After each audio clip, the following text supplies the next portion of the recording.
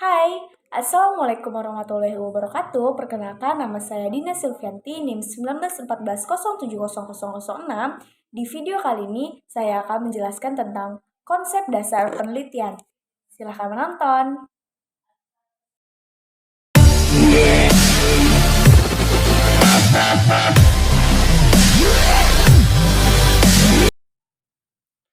Hakikat, tujuan, dan fungsi penelitian pendidikan. Yang pertama, fungsi penelitian. Penelitian dasar disebut juga penelitian murni atau penelitian pokok, yaitu penelitian yang diperuntukkan bagi pengembangan suatu ilmu pengetahuan serta diarahkan pada pengembangan teori-teori yang ada atau menemukan teori baru. Penelitian terapan berfungsi untuk mencari solusi tentang masalah-masalah tertentu. Penelitian evaluatif mengukur keberhasilan suatu program, produk, atau kegiatan tertentu.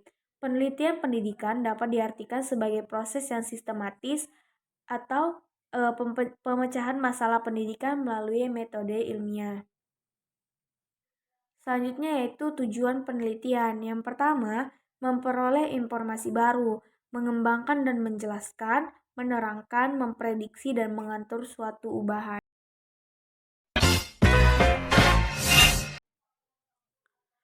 Hambatan penelitian dan solusinya. Hambatan dalam penelitian yang pertama, kurangnya biaya penelitian, tidak adanya panduan penulis, dan penelitian pendidikan. Kurangnya sarana penunjangan, keterbatasan waktu, tidak adanya motivasi. Solusi yang diberikan yaitu memperbaiki riset anggaran penelitian untuk penelitian terpenuhi, menyediakan sarana dan prasarana yang bagus, waktu yang diberikan untuk penelitian harus lama dan tidak mendesak agar hasilnya maksimal.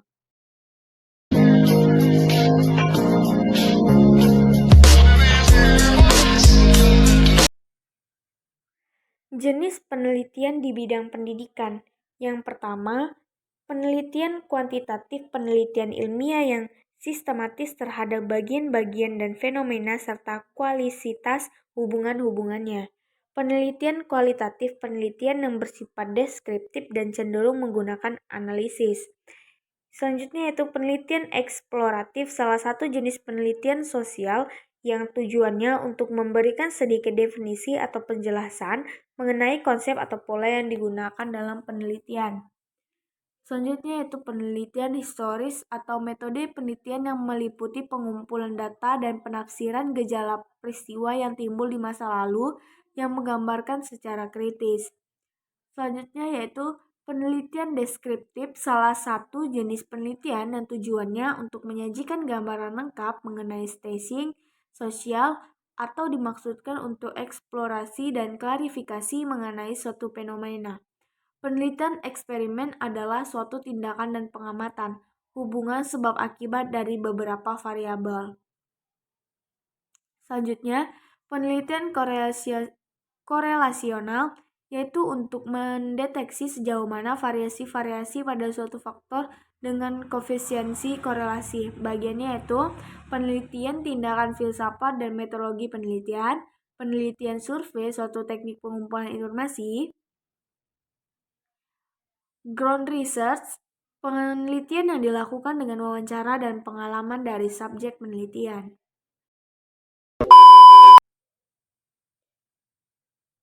Komponen dari proposal penelitian. Yang pertama, proposal penelitian kuantitatif.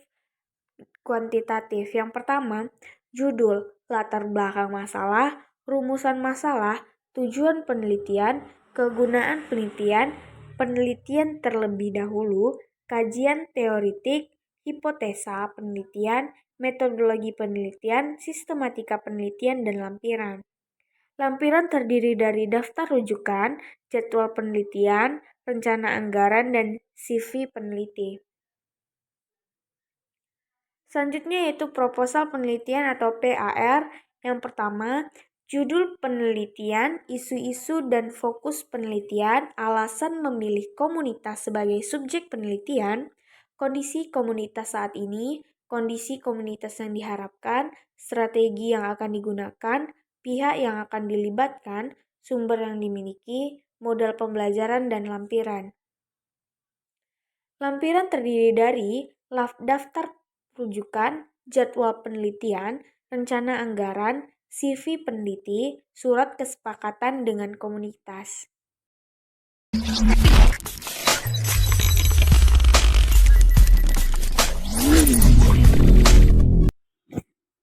Selanjutnya yaitu pola pikir ilmiah dan non-ilmiah.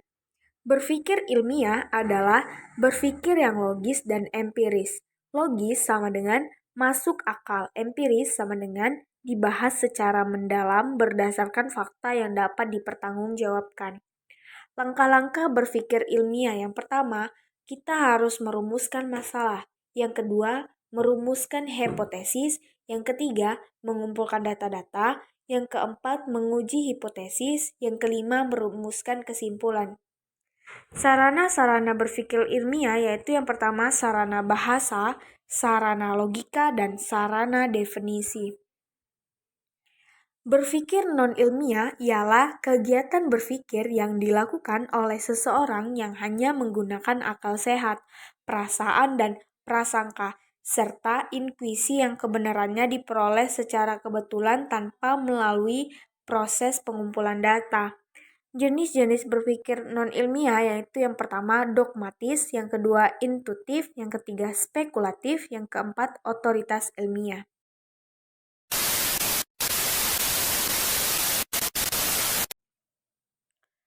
Selanjutnya, konsep dasar penelitian. Yang pertama, tahapan berbagai jenis penelitian pendidikan. Tahapan pendidikan penelitian PTK kegiatan yang pertama, planning atau rencana. Yang kedua, action atau pelaksanaan tindakan. Yang ketiga, observasi atau pengamatan. Yang keempat, reflection atau refleksi. Penelitian mix prosedur mixed metode. Yang pertama, timing atau waktu. Yang kedua, weighting atau bobot. Yang ketiga, mixing atau pencampuran. Yang keempat, theorizing atau teorisasi. Selanjutnya yaitu tahapan penelitian korelasi. Yang pertama, penelitian masalah. Yang kedua, peninjauan masalah. Yang ketiga, pernyataan penelitian atau hipotesis. Yang keempat, rancangan penelitian dan metodologi penelitian. Yang kelima, pengumpulan data. Yang keenam, analisis data. Yang ketujuh, lampiran. Yang selanjutnya yaitu tahapan penelitian deskriptif. Yang pertama, mengidentifikasi adanya permasalahan. Yang kedua, membatasi dan merumuskan permasalahan. Yang ketiga, menentukan tujuan dan manfaat penelitian. Yang keempat, melakukan studi pustaka. Yang kelima, menentukan kerangka berpikir. Selanjutnya yaitu tahapan penelitian eksperimen. Yang pertama, adanya permasalahan signifikan yang diteliti. Yang kedua, pemilihan subjek yang cukup. Yang ketiga, pembuatan instrumen. Yang keempat, pemilihan desain penelitian. Yang kelima, eksekusi prosedur. Yang keenam, melakukan analisis dasar. Dan yang ketujuh adalah lampiran.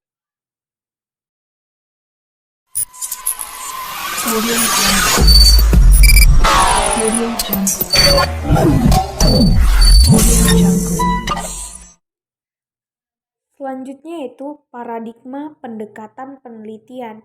Yang pertama, jenis-jenis paradigma penelitian. Penelitian kualitatif atau paradigma penelitian kuantitatif adalah paradigma penelitian yang mempunyai keyakinan bahwa fokus penelitian merujuk kepada kuantitas dengan menggunakan landasan filsafat atau positivisme dan empirisme. Selanjutnya yaitu penelitian kuantitatif paradigma. Penelitian yang berisi pandangan-pandangan atau keyakinan bahwa fokus penelitian adalah kualitas akar filsafat yang dianut diantaranya adalah fenomenologi dan interaksi simbolik aktivitas utama untuk kerja lapangan, etnografis, tujuan adalah pemahaman, deskriptif, temuan dan pemunculan hipotesis. Karakteristik penilaiannya yang pertama, objektivitas, ketepatan, verifikasi, penjelasan, ringkas, empiris, penalaran logis, kesimpulan kondisional. Paradigma penelitian diartikan sebagai pola pikir yang menunjukkan hubungan antara variabel yang akan diteliti sekaligus mencerminkan jenis dan jumlah rumusan masalah. Paradigma penelitian ada dua macam, yaitu paradigma positisme dan paradigma empirisisme.